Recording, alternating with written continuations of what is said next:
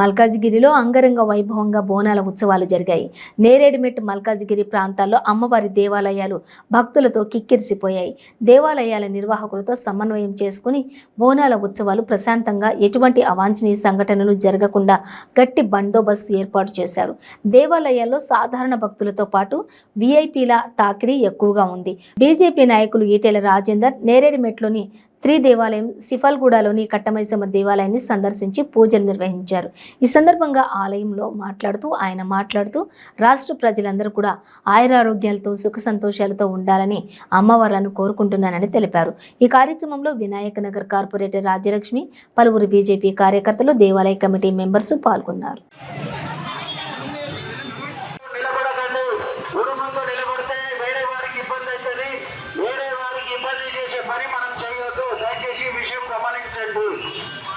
ఇప్పుడు అతి కొద్ది సమయంలోనే ఈటల రాజేందర్ గారు ఇచ్చేస్తున్నారు.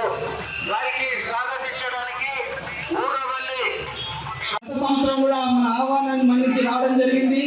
మరి ఈ సంవత్సరం కూడా మనం ఆహ్వానించిన వెంటనే కాదనకుండా సమయించినందుకు ఈటల రాజేందర్ గారికి ప్రత్యేక ధన్యవాదాలు తెలపడం జరిగింది. కమిటీ తరఫున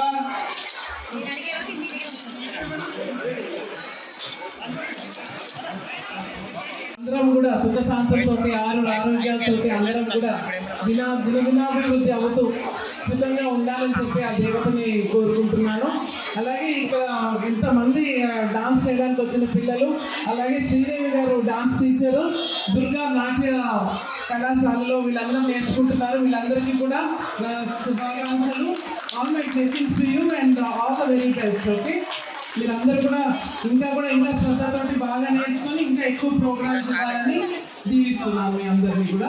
థ్యాంక్ యూ సో మచ్. ఈ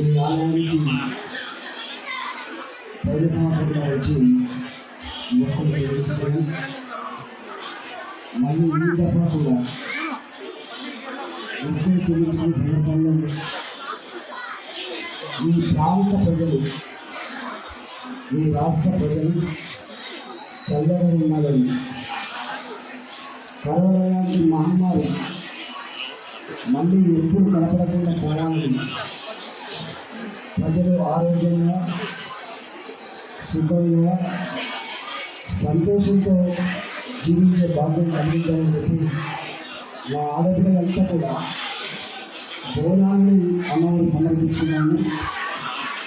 కుటుంబాలు మాత్రమే కాకుండా ఈ ప్రాంత వాసం కాకుండా